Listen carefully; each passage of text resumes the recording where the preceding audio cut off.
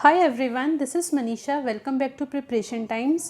Friends, जैसा कि आप सामने देख पा रहे हैं, आज का जो हमारा टॉपिक है वो है वैदिक सभ्यता यानी कि वैदिक सिविलाइजेशन। और ये इस सभ्यता का पार्ट 1 होगा। इस पार्ट 1 में हम क्या क्या कवर करेंगे पहले वो बात कर लेते हैं।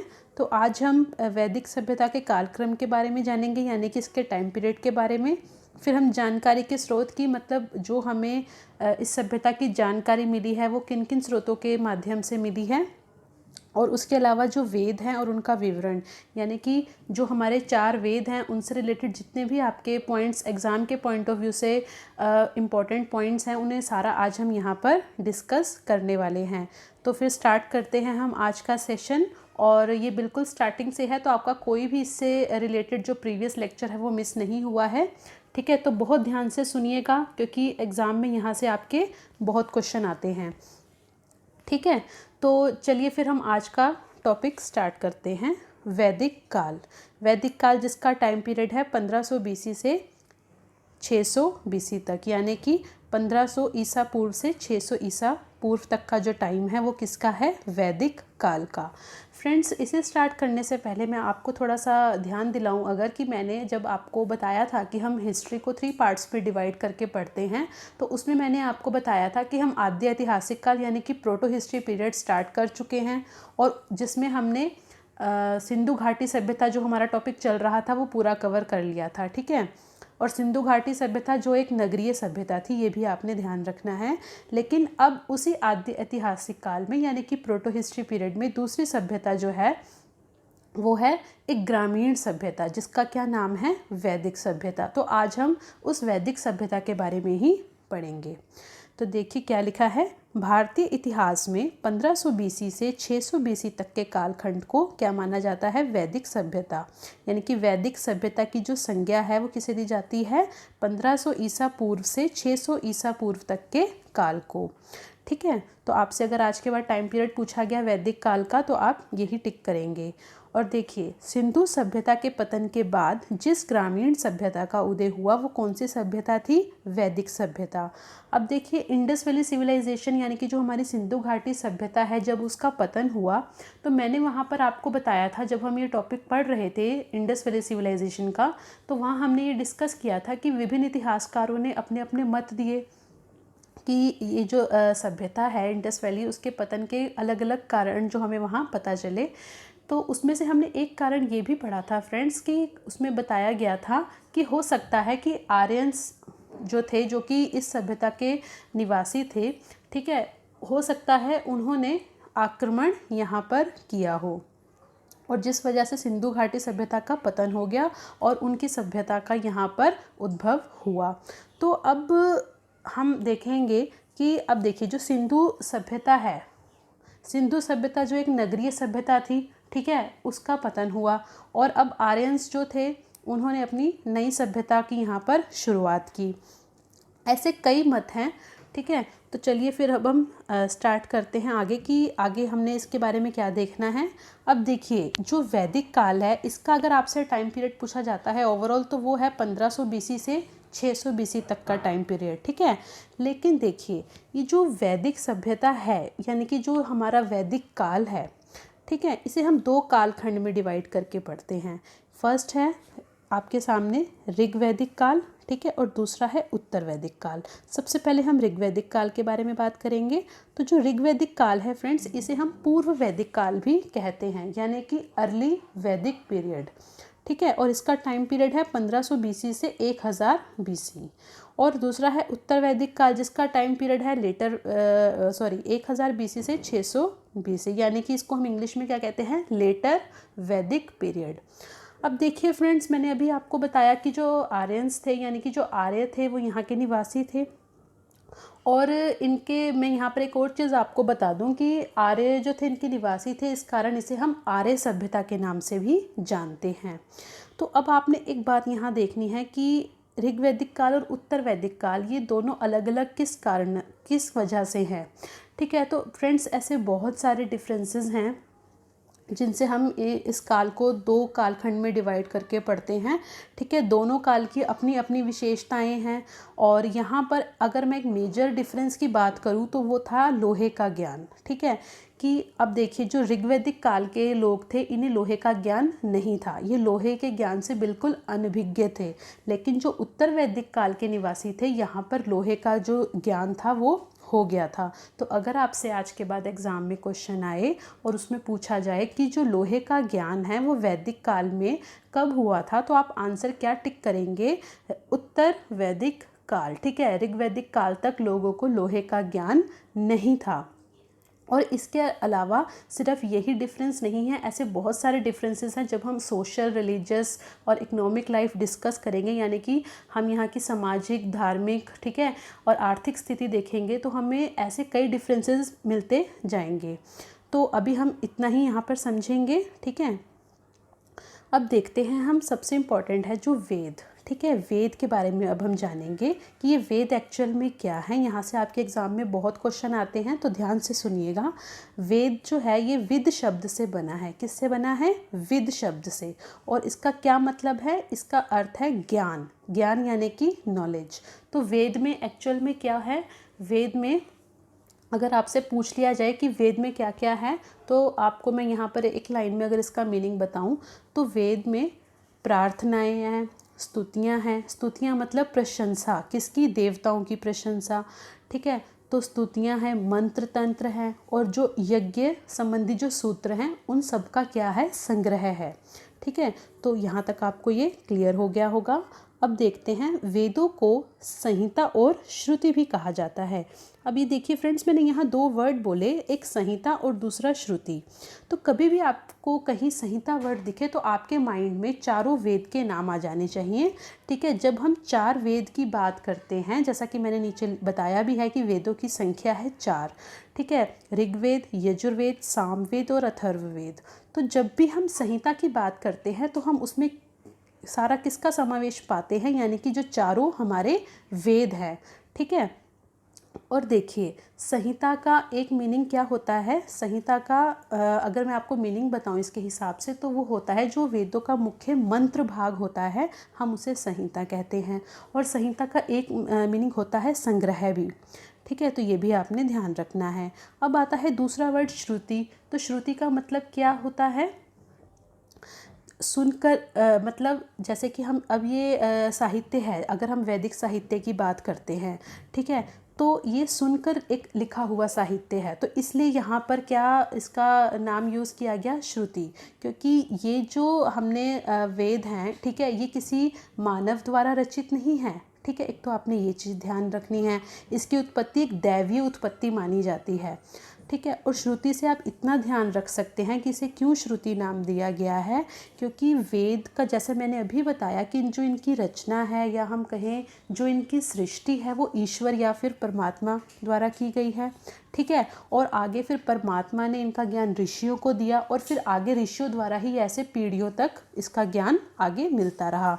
ठीक है, तो अब देखिए ये जो इसका मतलब हमने जैसे कि अभी जाना कि ये वेद हमें रिटर्न में नहीं ऐसे मिले थे, फिर इनका जो हमें जैसे सुनकर ये साहित्य फिर आगे ऐसे लिखे गए। तो अब देखिए, सुनकर लिखा हुआ साहित्य, तो इनको संकलित किया गया। ठीक है, इनको संकलित किसने, इनको संकलित कैसे किया गया? जैसे कि जो गुरु है, ठीक है, वो गुरु है, अपने शिष्यों को वो सारा जो मतलब ये जो वेद थे, ठीक है, ये क्या करवाते थे? उनको कंठस्थ करवाते थे, या हम कहें सुनाते थे। ठीक है, तो आपने ये ध्यान रखना है एक मीनिंग में कि ये श्रुति जो है ये सुनकर लिखा हुआ साहित्य है, या फिर इसकी ये उत्पत्ति जो है वो दैवीय उत्पत्ति है।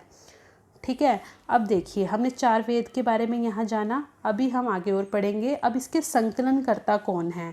इसके संकलनकर्ता कौन है? महर्षि कृषि द्वैपायन वेदव्यास। बहुत इंपॉर्टेंट है, कई बार एग्जाम में आया है कि जो वेद है इनके संकलनकर्ता कौन है? महर्षि कृषि द्वैपायन वेदव्यास।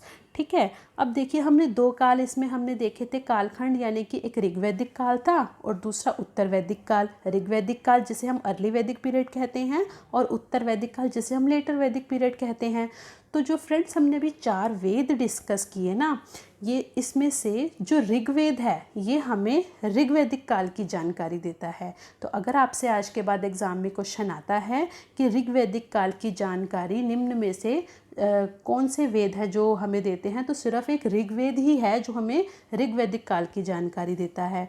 तो जो उत्तर वैदिक काल है फ्रेंड्स, इसमें क्या है, जो बाकी के 3 वेद हैं यानी कि यजुर्वेद, सामवेद और अथर्ववेद, ये तीनों वेद और इसके अलावा इनके जो सहायक ग्रंथ है, चारों वेद जो हैं इनके सहायक ग्रंथ हैं ब्राह्मण ग्रंथ, आरण्यक और उपनिषद।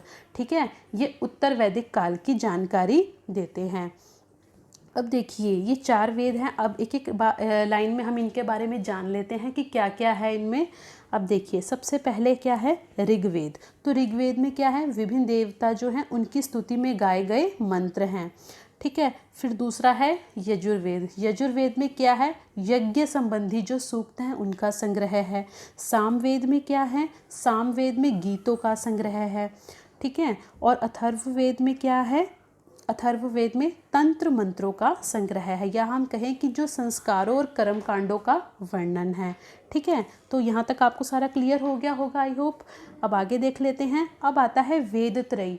वेद त्रयी जो है इसमें हम 3 वेदों को ध्यान रखेंगे। आपसे एग्जाम में क्वेश्चन आता है कि वेद त्रयी में किन 3 वेदों को शामिल किया जाता है, किन 3 वेद से मिलाकर वेद त्रयी बनता है, तो वो क्या है, ऋग्वेद, यजुर्वेद और सामवेद। ठीक है, अथर्ववेद वेद त्रयी में शामिल नहीं है, आपने ध्यान रखना है, क्योंकि ये जो 3 वेद हैं इनमें आपस में बहुत समानताएं हैं, बहुत सिमिलैरिटीज़ हैं। ठीक है, अथर्ववेद जो है वो एकदम इनसे अलग है।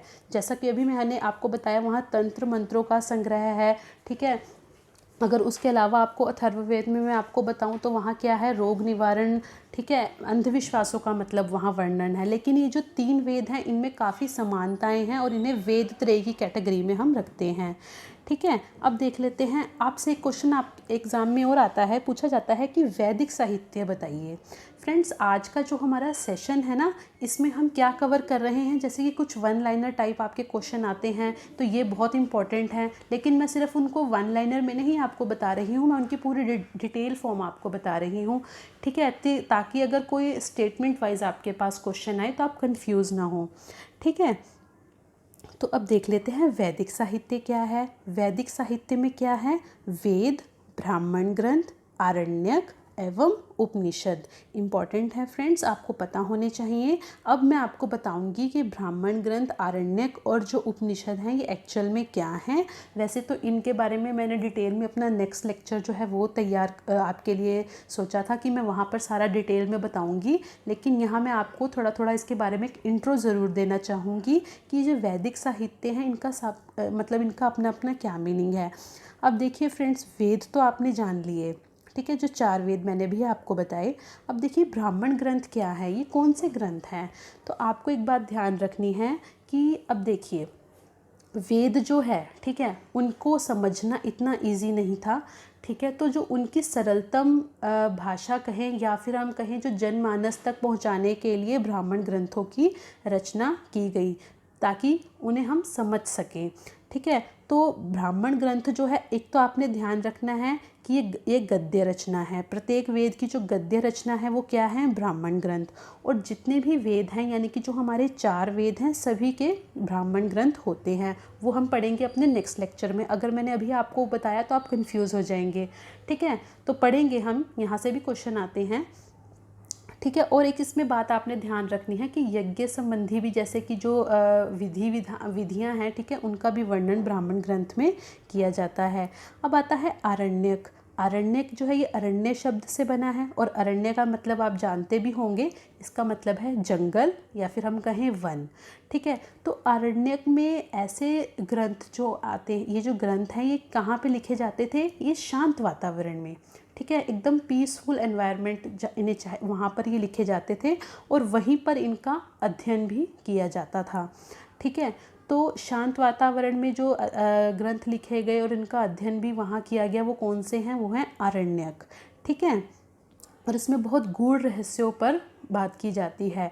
ठीक है, हम ऐसे समझ सकते हैं इसे कि जो हमने ब्राह्मण ग्रंथ में चीज़ें पढ़ी, मतलब उनके पीछे क्या उद्देश्य था वो आरण्यक में डिस्कस किया जाता है। या हम ऐसे समझ सकते हैं कि जैसे कि ज्ञान मार्ग और कर्म मार्ग, ठीक है, उसके बीच में ये एक सेतु का काम करता है। ठीक है, और ये सब सारा डिटेल में हम वहाँ डिस्कस करेंगे जब मैं आपको ये सारा बताऊँगी। ठीक है, इसके कि आरण्यक कौन कौन से ग्रंथ हैं वो सब हम यहाँ पर डिस्कस करेंगे। अब देख लेते हैं वैदिक साहित्य। वैदिक साहित्य क्या है? वैदिक साहित्य को क्या कहा जाता है? अपौरुषीय, अपौरुषीय और नित्य। अब इसका क्या मतलब है? अपौरुषीय का मतलब ये होता है ऐसा ग्रंथ जिसकी रचना जो है वो ईश्वर द्वारा की गई है, ना कि किसी पुरुष के द्वारा। ठीक है, आपसे एग्जाम में क्वेश्चन आता है कि वैदिक साहित्य को निम्न में से क्या कहा जाता है, कभी इस तरह से पूछ लिया जाएगा। ठीक है, तो वहाँ कुछ नाम दे दिए जाएंगे, तो आपको अगर पता होगा तो ही आप आंसर टिक कर पाएंगे। वैदिक साहित्य को फ्रेंड्स क्या कहा जाता है? अपौरुषीय, ठीक है, या नित्य, जो कि ऐसे ही आगे चलता रहा। अब देखिए नित्य का क्या यहाँ पर मीनिंग हुआ, जैसे कि अभी मैंने आपको बताया कि ईश्वर द्वारा इसका ज्ञान जो था वो ऋषियों को दिया गया, और आगे फिर ऋषियों के द्वारा ही पीढ़ी दर पीढ़ी ये ज्ञान आगे मिलता रहा। ठीक है, तो ये चीज़ आपको क्लियर हो गई। अब हम बात करेंगे स्रोत के बारे में। स्रोत यहाँ पुरातात्विक भी हैं और साहित्यिक भी हैं। तो जो पुरातात्विक स्रोत है इसमें हम बात कर लेते हैं पहले मृदभांड की। तो दो तरह के मृदभांड, जैसे कि गेरुवर्णी मृदभांड और चित्रित धूसर मृदभांड। ठीक है, तो गेरुवर्णी मृदभांड हमें ऋग्वैदिक काल की जानकारी देता है, और जो चित्रित धूसर मृदभांड है ये हमें उत्तर वैदिक काल की जानकारी देता है। ठीक है, गेरुवर्णी यानी कि हमें जो हमारा अर्ली वैदिक पीरियड है उसकी जानकारी देता है, और चित्रित धूसर मृदभांड जो है हमें लेटर वैदिक पीरियड की जानकारी देते हैं। तो एक चीज़ आपने ये ध्यान रखनी है। अभी गेरुवर्णी में आपको थोड़ा सा बता देती हूँ। जो हमारे काले और लाल मृदभांड हमने सुने थे, ठीक है, उन्हीं से ही ये भी तैयार किए जाते हैं। तो काले लाल मृदभांड भी जो थे वो भी आप समझ सकते हैं कि वो भी वैदिक काल में हैं, लेकिन अगर आपसे ऑप्शन में गेरुवर्णी आता है तो आप उसे टिक करेंगे, क्योंकि ये जो काले लाल थे, ठीक है, इन्हीं के माध्यम से जो इनका जो रंग था ना, जैसे कि आप मटकी का रंग देख सकते हैं जो गेरुआ टाइप किया जाता है, तो वो हम ऐसे नहीं कह सकते कि उनको नॉलेज नहीं थी। नॉलेज उनको उन मृदभांडों की भी थी, लेकिन उससे फिर वो क्या करते थे, इसका रंग गेरुआ करते थे। ठीक है, तो गेरुवर्णी मृदभांड हो गए। और ये जो चित्रित यानी कि जो चित्र टाइप जैसे उस पर बनाए जाते थे, तो चित्रित धूसर जो मृदभांड है ये कहाँ पर पता चलते हैं? उत्तर वैदिक काल में, मतलब वहाँ की इंफॉर्मेशन ये देते हैं। ठीक है, अब देख लेते हैं अभिलेख। ये भी इम्पॉर्टेंट है। अभिलेख में सबसे इम्पॉर्टेंट जो नाम है बोगज कोई अभिलेख, ये मध्य एशिया का है। अगर मैं देश की बात करूं, अगर एग्जैक्ट आपसे देश पूछ लिया जाता है एग्जाम में, तो आप आंसर टिक करेंगे तुर्की। तुर्की का है ये अभिलेख। ठीक है, और इसे एशिया माइनर अभिलेख भी कहते हैं। और फ्रेंड्स इसका जो टाइम पीरियड है वो क्या है? 1400 BC, यानी कि 1400 ईसा पूर्व का इसका टाइम पीरियड है। अब देखिए इसके माध्यम से भी हमें वैदिक काल की जानकारी मिलती है। अब आप कहेंगे कि ये तो अगर तुर्की का अभिलेख है तो ये हमें हमारे वैदिक काल की जानकारी कैसे दे रहा है? ठीक है, तो यहाँ मैं आपको एक छोटी सी स्टोरी है वो सुनाऊंगी। देखिए कि तुर्की की बात है कि जब हम तुर्की की बात कर ही रहे हैं तो मैं बता देती हूँ आपको कि दो कबीले थे। ठीक है, एक तो था कबीला जिसका नाम था हित्ती कबीला, ठीक है, और दूसरा था मितन्नी कबीला, और इनके अपने अपने राजा थे। तो जो हित्ती कबीला का राजा था, ठीक है, उसका नाम था शुबिलिमा या फिर सुबिलिमा, ऐसे कुछ नाम था। और जो हमारा ये है मितन्नी जो कबीला मैंने आपको बताया, ठीक है, इसका क्या था? मत्योज्जा। ठीक है, तो इनके मतलब बीच में ऐसे पहले लड़ाई हुई और फिर आगे चलकर ऐसे समझौता हुआ। तो समझौते में जब कोई भी समझौता होता था तो फिर एक संधि होती थी कि अब हम एक दूसरे पर अटैक नहीं करेंगे। तो उस संधि में ये जो मैंने 4 देवता के नाम यहाँ बताए हैं, इनकी मतलब ऐसे सौगंध या फिर हम कह सकते हैं कसम दी गई। तो ये 4 देवता कौन हैं? इंद्र, वरुण, मित्र व नास्ते। ठीक है, ये आपसे एग्जाम में क्वेश्चन आता है कि 4 देवता वो कौन से हैं जिनका वर्णन बोगज कोई अभिलेख में मिलता है, तो वो कौन है? इंद्र, वरुण, मित्र व नास्ते। तो अब देखिए तुर्की के अभिलेख से हमें अपने वैदिक जो देवता हैं उनकी जानकारी मिलती है, और उससे हमें फिर इसका जो टाइम पीरियड है उसको भी जानने में मदद मिली होगी। ठीक है। और ऐसी कई चीज़ें पता चली होंगी कि कहीं ना कहीं कुछ ऐसे कनेक्शन रहा होगा। ठीक है। अब देखते हैं साहित्यिक स्रोत। साहित्यिक स्रोत, अभी तो हमने पुरातात्विक स्रोत डिस्कस किए, और साहित्यिक स्रोत फ्रेंड्स यही हैं जो वेद, ब्राह्मण ग्रंथ, आरण्यक और उपनिषद हमने पढ़े हैं ना, ये सब साहित्यिक स्रोत ही हैं। अब देख लेते हैं आर्य के बारे में, यानी कि आर्यंस के बारे में। आर्य जो है संस्कृत भाषा का शब्द है, पहले तो आपने ये ध्यान रखना है। ठीक है। इसका अर्थ क्या है? उत्तम, श्रेष्ठ, कुलीन, उच्च कुल में उत्पन्न। ठीक है। आर्य का क्या मतलब है? आर्य का मतलब है संस्कृत भाषा का ये शब्द है, पहले तो आपको ये पता होना चाहिए क्योंकि जो इनकी भाषा है वो संस्कृत मानी जाती थी। और इसका अर्थ क्या है? उत्तम, श्रेष्ठ, कुलीन और उच्च कुल में उत्पन्न। ठीक है। अब देखिए, आर्य जो है एक भाषा सूचक शब्द है। आर्य क्या है? एक भाषा सूचक शब्द है। आपके एग्जाम में कई बार यहाँ से क्वेश्चन आता है, आप इसे एकदम लाइटली मत लेना। यहाँ से क्वेश्चन पूछा जाता है आपसे कि आर्य है जो ये एक जाति को रिप्रेजेंट कर रहा है या फिर एक ये भाषा सूचक शब्द है। तो आप आंसर क्या टिक करेंगे कि ये भाषा सूचक शब्द है, ये किसी जाति विशेष को नहीं समझा जाता है। और ये जो आर्य है फ्रेंड्स, ये संस्कृत भाषा का है शब्द। ठीक है। इसका क्या मतलब मैंने आपको बताया? उत्तम या श्रेष्ठ, या फिर हम कहें उच्च कुल में उत्पन्न, यानी कि बहुत महान व्यक्तित्व के तौर पर आर्य को दिखाया गया। ठीक है। आर्य शब्द जो है वो मूलतः अरि से निकला है, जिसका अर्थ होता है विदेशी या अजनबी। अब देख लेते हैं आर्यों के मूल निवास स्थल के बारे में कि इनका मूल निवास स्थान कहाँ था। तो देखिए, मैक्स मुलर इन्हीं का जो है जो मत है सबसे ज़्यादा वैसे माना जाता है। तो इन्होंने मत अपना क्या दिया था कि मध्य एशिया बताया इन्होंने आर्यंस का जो मूल निवास स्थान था। बाल गंगाधर तिलक ने बताया उत्तरी ध्रुव। एल.डी. कल्ला के द्वारा बताया गया कश्मीर व हिमालय। और डॉक्टर अविनाश चंद्र ने क्या बताया? सप्त सैंधव क्षेत्र। ठीक है। दयानंद सरस्वती द्वारा बताया गया तिब्बत। और पंडित गंगानाथ झा द्वारा बताया गया भ्रमशी देश। ठीक है। तो सप्त सैंधव क्षेत्र जो है फ्रेंड्स, ये जो पश्चिमोत्तर भारत है ये वाला क्षेत्र हो गया। ठीक है। और जो भ्रमशी देश है जो गंगा यमुना दोआब वाला क्षेत्र है, और जो उसके नियर बाय ऐसी जगह है उसे कहते हैं। ठीक है। तो ये आपसे एग्जाम में इस तरह से पूछा जाता है कि तिलक द्वारा आर्यों का मूल निवास स्थान क्या है, कभी आपसे इस तरह पूछ लेंगे। ठीक है। या फिर आपको पूछ लेंगे कि मैक्स मुलर ने कौन सा निवास स्थान बताया था आर्यों का। तो आपको ये सारा पता होना चाहिए। अनार्य की बात भी कर लेते हैं।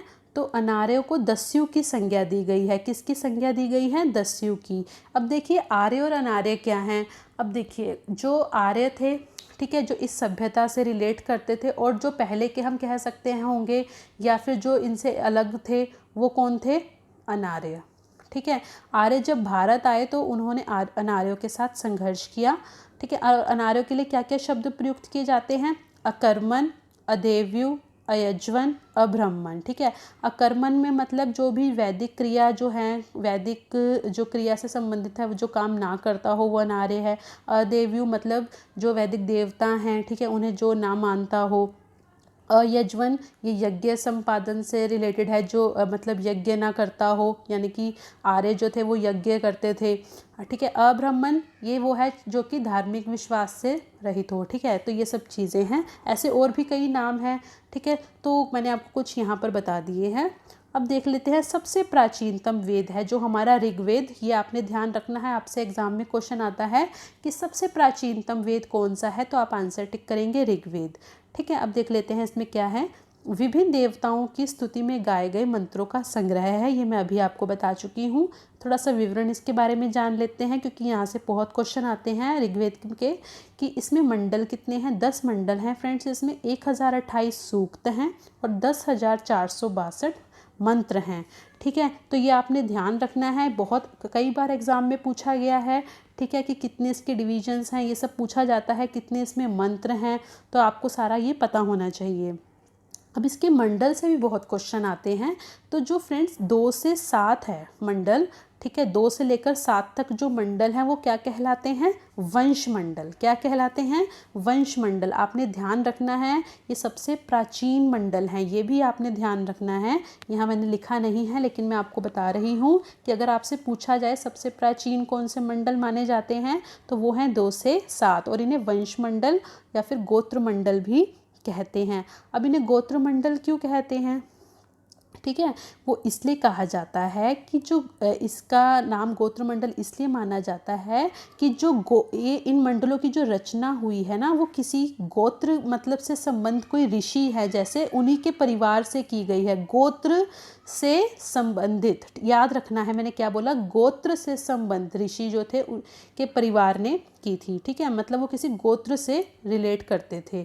अब आगे देख लेते हैं मंडल तीसरा। इसमें क्या है, इसमें गायत्री मंत्र के बारे में बताया गया है। आपसे एग्जाम में पूछा जाता है कि गायत्री मंत्र के बारे में ऋग्वेद के कौन से मंडल में बात की गई है, तो आप आंसर टिक करेंगे तीसरा मंडल, ठीक है। और ये किसको समर्पित है, सावित्री या फिर कहीं सूर्य को समर्पित है। अब देखिए सावित्री और सूर्य क्यों लिखा गया है, तो फ्रेंड्स जैसे कि सूर्य जब निकलता है, ठीक है, जब वो एकदम ऊपर चढ़ता है तो ऐसे इन सबको अलग अलग नामों से बुलाया जाता है। जैसे कि जब वो अपने एकदम चढ़ते हुए उसमें होता है रूप में, ठीक है, तो हम उसे क्या कहते हैं, सावित्री। तो सावित्री सूर्य को समर्पित है, इसलिए यहाँ पर ये बताया गया है। और इसके रचनाकार कौन है, विश्वामित्र, ठीक है। तो विश्वामित्र हो गए। अब आगे देख लेते हैं चौथा मंडल, ये जो है कृषि से संबंधित है। किससे संबंधित है, कृषि से। सातवां मंडल ये बहुत इंपॉर्टेंट है क्योंकि यहाँ पर दशराज्य युद्ध का वर्णन मिलता है। मोस्ट इम्पॉर्टेंट है, कई बार एग्जाम में आया है कि दशराज्य युद्ध का जो वर्णन है वो किस मंडल में मिलता है ऋग्वेद के, तो आप आंसर टिक करेंगे सातवां मंडल, ठीक है। अब देखिए एक युद्ध हुआ था फ्रेंड्स, इसके बारे में जान लेते हैं। दशराज्य युद्ध पहले देख लेते हैं कि किनके बीच हुआ था। तो भरत वंश जो था, ठीक है, भरत वंश था, उसके राजा सुदास थे और 10 अन्य जनों के राजाओं के बीच ये युद्ध हुआ था। आपने ध्यान रखना है ये चीज़ जो मैंने भी आपको बताई है। और कहाँ हुआ था, रावी नदी के तट पर। कहाँ हुआ था, रावी नदी के तट पर, ठीक है।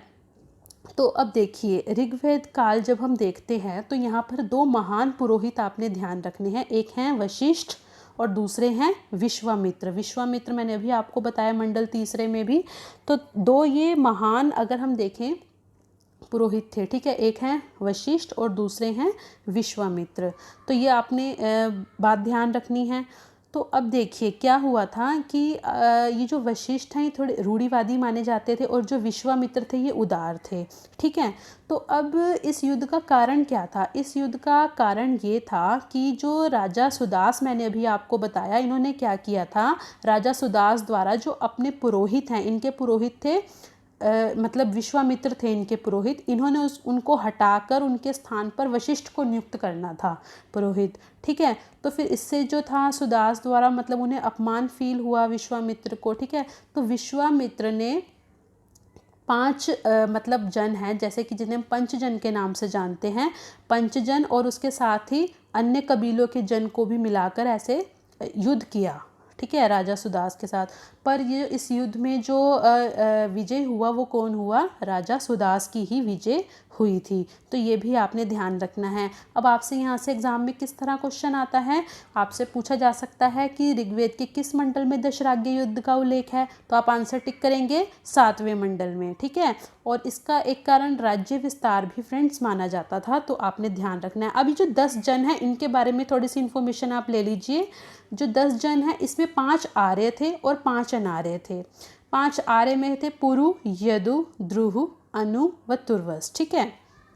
अब जो पुरु मैंने यहाँ पर हाईलाइट किया है वो क्यों बताया है कि जो पुरु है ना फ्रेंड्स, ये सबसे शक्तिशाली जन माना जाता था, ठीक है। ये आपको आगे पता चलेगा जब मैं आपको आगे टॉपिक पढ़ाऊँगी, फिर भी मैं आपको बता देती हूँ कि पुरु जो है ये पराजित तो बेशक हो गए थे ये, ठीक है, लेकिन फिर भी जो पुरु है इसकी अपनी एक पहचान थी। ये पुरु जो है ये एक बहुत ही मतलब शक्तिशाली जन माना जाता था, क्योंकि अब देखिए आगे जाकर क्या होगा कि जो भरत, ये जो हमने अभी वंश पढ़ा, ठीक है, भरत और पुरुओं में क्या हो जाएगी, मित्रता हो जाएगी, ठीक है।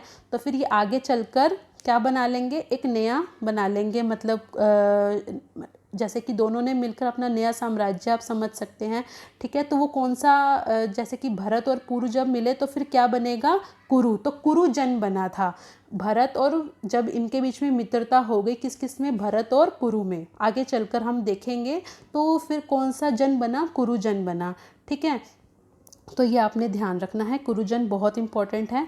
और जो 5 अनार्य हैं ये कौन से थे, अलिन, पक्त, भलानस या विषाणिन या फिर विषाणिन, और पांचवा शिव। ठीक है, तो वैसे ज़्यादा इंपॉर्टेंट ये 5 जो आर्य के जन है ये इंपॉर्टेंट है, ये आपने ध्यान रखनी है, पुरु, यदु, ध्रुव, अनु व तुर्वस। ठीक है, तो अब देखिए एक क्वेश्चन यहाँ से आपसे रिवर का नाम पूछा जाता है कि किस नदी के किनारे, तो प्राचीन नाम भी इसका आपको पता होना चाहिए रावी का, तो परुष्णी नदी है फ्रेंड्स।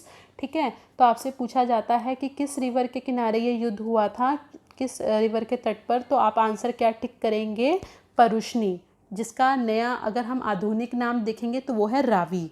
ठीक है, फिर आता है नोवा मंडल। नोवे मंडल में सोम देवता के बारे में बात की गई है, सोम देवता को समर्पित है ये।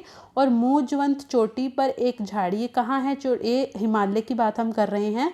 ठीक है, तो वहाँ मूजवंत चोटी पर एक झाड़ी पर उगे पत्तों से पेय पदार्थ जो है तैयार किया जाता था, जिसका नाम था सोम, और ये सबसे प्रिय पदार्थ होता था। आपसे पूछा जाता है कि इस टाइम अगर हम ऋग्वेद की बात कर रहे हैं तो इनका प्रिय पदार्थ कौन सा था, तो आप आंसर क्या टिक करेंगे, सोम। ठीक है, और यहाँ पर फ्रेंड्स हमने कर्म आधारित व्यवस्था का भी पता चलता है, यानी कि देखिए यहाँ पर एक उदाहरण से मैं आपको बताती हूँ, जिसमें बताया गया है कि एक जैसे कि मनुष्य है, मानव ने उसने क्या उदाहरण दिया है, जैसे कि मैं एक मानव हूँ। ठीक है, और मेरे पिता जो हैं वो वैद्य हैं, और मेरी माता जो है वो चक्की चलाती हैं। ठीक है, और अब देखिए हमने इससे क्या देखा कि यहाँ पर एक ही परिवार के लोग अलग अलग काम कर रहे हैं, यानी कि कर्म की स्वतंत्रता है। अगर हम ऐसे नहीं कहेंगे कि यहाँ पर वर्ण मतलब कोई एक उससे बिलोंग करता है तो वो सारा एक ही काम करेगा, लेकिन यहाँ पर कर्म की स्वतंत्रता देखी गई, ये भी हमें नौवें मंडल में ही एक उदाहरण पता चलता है। अब आता है 10वां मंडल, जो कि पुरुष सूक्त वर्ण व्यवस्था का पता चलता है। ठीक है, ये बहुत इंपॉर्टेंट है, कई बार एग्जाम में आया है कि पुरुष सूक्त वर्ण व्यवस्था का ऋग्वेद के किस मंडल में पता चलता है, तो वो मंडल है 10वां। ठीक है, अब देखिए इसमें क्या पता चलता है। स्टार्टिंग में फ्रेंड्स मैं आपको बताऊं कि जैसे कि अब पहले चलो हम पढ़ ही लेते हैं कि ऋग्वेद के 10वें पुरुष सूक्त के अनुसार, यानी कि 10वें मंडल आना था यहाँ पर, 10वें मंडल में देखेंगे हम तो पुरुष सूक्त के अनुसार हमें क्या पता चलता है कि विराट पुरुष के मुख से ब्राह्मण, ठीक है, मतलब जो मुख से जैसे कि जो उत्पन्न हुए वो कौन थे, ब्राह्मण, भुजाओं से क्षत्रिय, जांघों से वैश्य और पैरों से शूद्र उत्पन्न हुए। ठीक है, तो अब देखिए अगर हम शुरू में वर्ण व्यवस्था देखते हैं तो वहाँ पर हमें पहले तो 3 ही वर्ण पता चलते हैं। ठीक है, यानी कि ब्राह्मण, क्षत्रिय और वैश्य। ठीक है, तो पर ये जो शूद्र है इनका नाम जो हमें कहाँ पता चलता है, इस 10वें मंडल में ही पता चलता है। ठीक है, तो अब देखिए लेकिन ये कुछ जटिल यहाँ पर वर्ण व्यवस्था नहीं थी, पर आगे चलकर हम देखेंगे सब चीज़ें बहुत ही ज़्यादा एकदम कॉम्प्लिकेटेड टाइप हो जाएंगी। लेकिन अभी आपने यहाँ ध्यान रखना है कि पुरुष सूक्त वर्ण व्यवस्था के बारे में किस मंडल में बताया गया है, 10वें मंडल में बताया गया है। ठीक है, अब देखिए इसी मंडल में विवाह सूक्त में वैदिक कालीन विवाह प्रणाली का उल्लेख भी मिलता है। यानी कि अगर आपसे विवाह प्रणाली का पूछ लिया जाए, ठीक है, वो किस में पता चलता है, तो वो भी 10वें मंडल में। ठीक है, और एक चीज़ आपने ध्यान रखनी है कि वर्ण जो यहाँ पर एक शब्द हम बहुत देखेंगे, तो यहाँ पर क्या था कि कर्म के मतलब यहाँ वर्ण का देखिए 2 मीनिंग होते हैं। एक वर्ण का मतलब होता है रंग, ठीक है, और एक वर्ण का मतलब होता है चुनना। अब क्या चुनना, व्यवसाय चुनना। ठीक है, तो यहाँ पर हमने वैदिक सभ्यता में ये भी देखा कि यहाँ पर क्या था कि अपने व्यवसाय चुनने का मतलब था अधिकार, जैसे कि व्यवसाय अपनी मर्जी के अनुसार किया जा सकता था।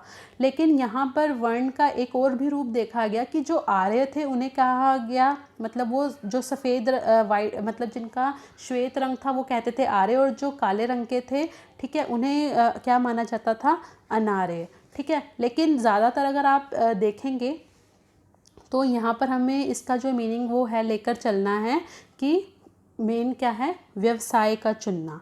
ठीक है, लेकिन जैसे जैसे हम उत्तर वैदिक काल में पहुंच जाएंगे, जैसे कि अब ऋग्वैदिक काल की भी बात करते हैं, तो अगर हम एक धातु की ही बात कर लेते हैं तो वो क्या करते थे, वो एक अयस नाम की धातु से परिचित थे, जिसका मीनिंग हम ले सकते हैं तांबा और कांसा, ठीक है। लेकिन जब उत्तर वैदिक काल आया तो अयस के साथ वो एक विशेषण शब्द जोड़ने लगे, जैसे कि श्याम या फिर कृष्ण, ठीक है।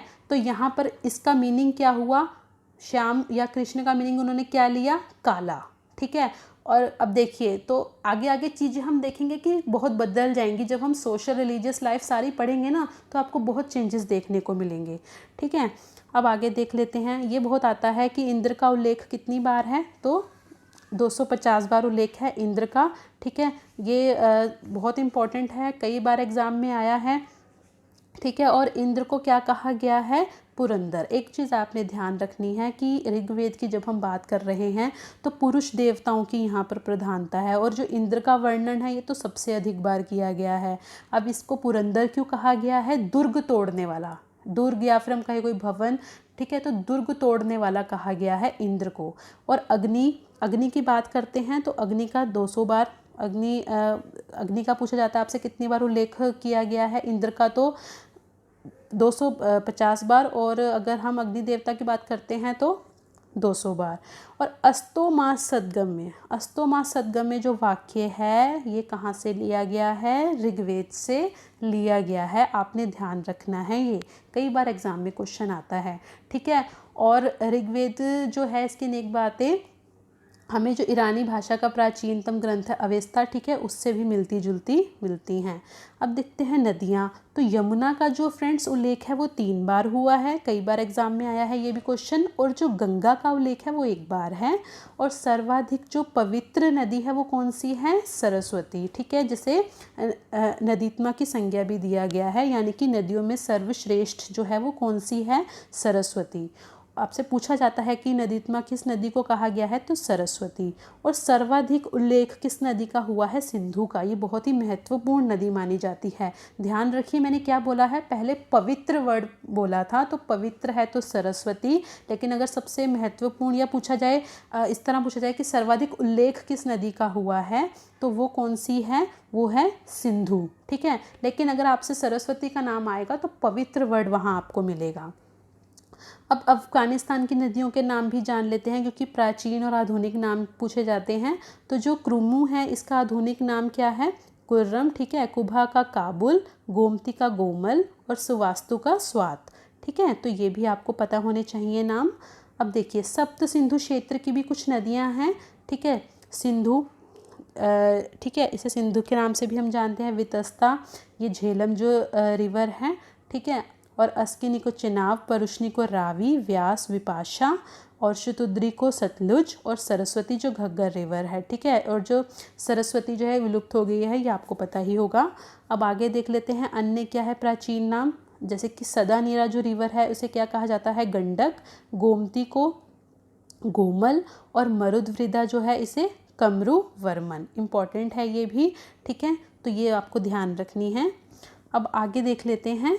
अब यजुर्वेद की बात कर लेते हैं फ्रेंड्स। देखिए इतने सारे जो भी हमने पॉइंट्स पढ़े ये ऋग्वेद के ही थे, ठीक है। अब हमारा ऋग्वेद पूरा कंप्लीट हुआ है। अब हम जानेंगे यजुर्वेद के बारे में। तो यहाँ पर यजु का अर्थ है यज्ञ। इसमें यज्ञ की जो विधियां हैं उनका प्रतिपादन किया गया है, ठीक है। और इसमें यज्ञ बलि संबंधी मंत्रों का भी वर्णन है। और ये एकमात्र ऐसा ग्रंथ है जो गद्य और पद्य दोनों में लिखा गया है। आपसे पूछा जाएगा कि कौन सा ऐसा ग्रंथ है जो गद्य और पद्य दोनों में है, ठीक है। ऐसा कौन सा आपका वेद है जो गद्य और पद्य दोनों में है, तो वो कौन सा है, यजुर्वेद। और यजुर्वेद में सर्वप्रथम राजस्व तथा वाजपेय यज्ञ का भी उल्लेख मिलता है।